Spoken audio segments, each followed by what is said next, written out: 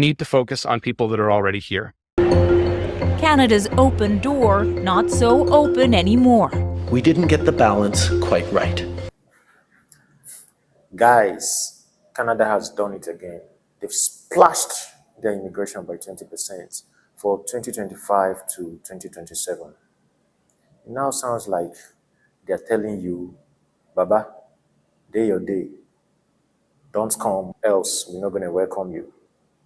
But this only gives credence to my last video where I told you that Canada has made some changes in their immigration policies to streamline their population and as well manage their economic growth. For clearer context, let us hear from the Odogu, the Canadian Prime Minister himself. I beg your pardon, let's first hear from this lady. It had to be serious for the Prime Minister himself to be involved in making this announcement. So let's get into it. It is time to make the adjustments. Today, we're announcing that we will reduce the number of immigrants we bring in over the next 3 years with a single aim: stabilize our population growth to give all levels of government time to catch up. You heard it from them, right? At least it did not come from me.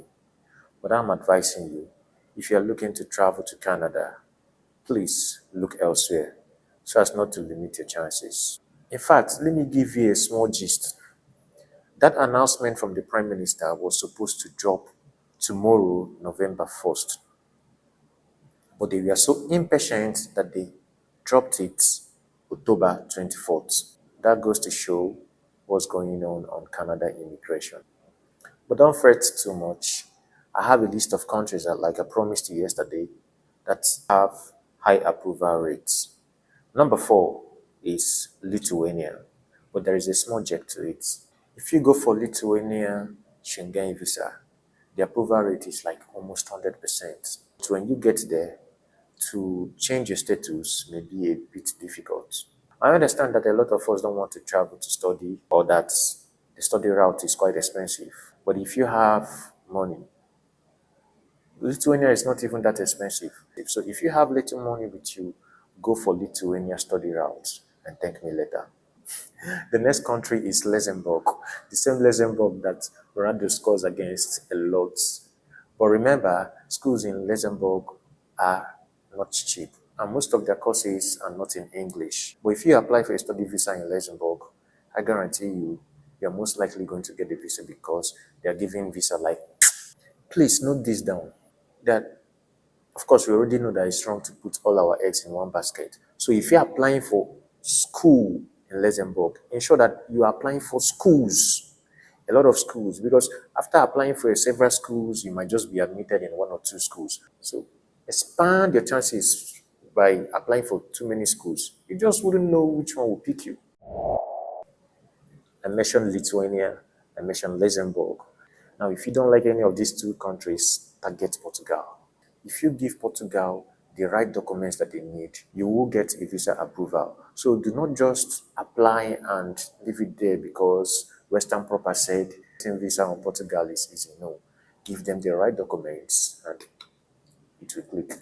The last country on my list is actually Netherlands. Now, the influx of immigrants into Netherlands is up there, just like it used to be with Canada and UK. And if I go and read about Netherlands, by the way, the Netherlands is one of the top countries in the European Union, and their standard of living is like, oh, I'm feeling so fly like a bird.